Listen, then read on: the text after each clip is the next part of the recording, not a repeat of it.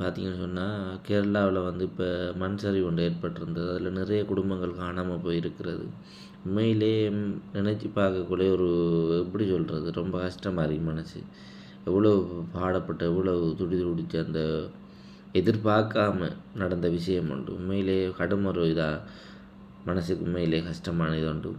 இந்த நாயை பார்க்கும்போதே பாருங்கள், அவங்களோட குடும்பத்தில் வருகைக்காக எவ்வளவு கவலையோட